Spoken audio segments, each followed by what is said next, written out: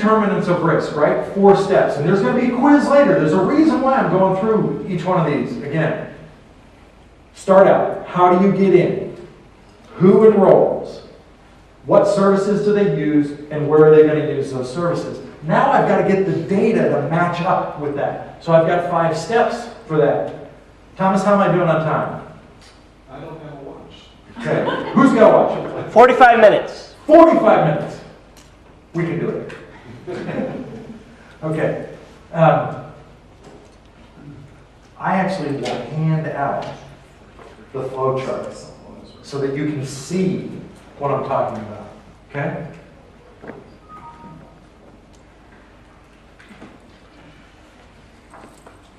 Copy for you.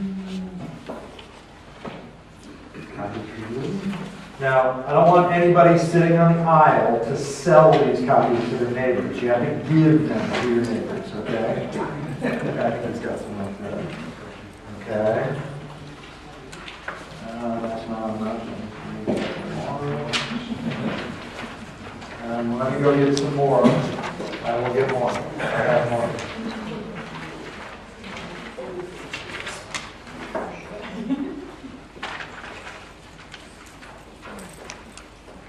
Okay, I'm live. Are there any extras?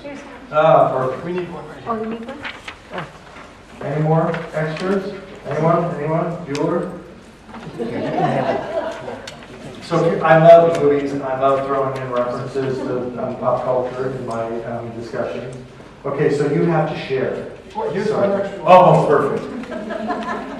Because you know what, we're Americans, and remember when you went to kindergarten and the teacher would ask you to give your name and then say something about yourself? And you know, most kids would say, "Hi, my name's Billy, and I know how to share." I'd stand up and I'd say, "Hi, my name's Steve, and I know it's mine." I'm sort of the typical American, right? We don't like to share. We want to have our own of everything, right? Okay. So there are 5 steps to actuarially sound rate development. We need to get you all in this room, and frankly, the rest of the provider community in Wisconsin, comfortable enough to be able to look at this flow chart and go to the PwC certification letter and literally tick and tie. What have they included within their rate methodology, and is it factored in this sheet, and have they accounted for all the different adjustments? And you know what? PwC, if they're any good at what they do, and they are, they'll welcome the feedback. It will make their rates better. The dialogue, the journey is as important as the destination. And in fact, for actuarially sound rate setting, it's more important. The journey is more important. Okay? All right. I can take my jacket off because my mic is on my shirt.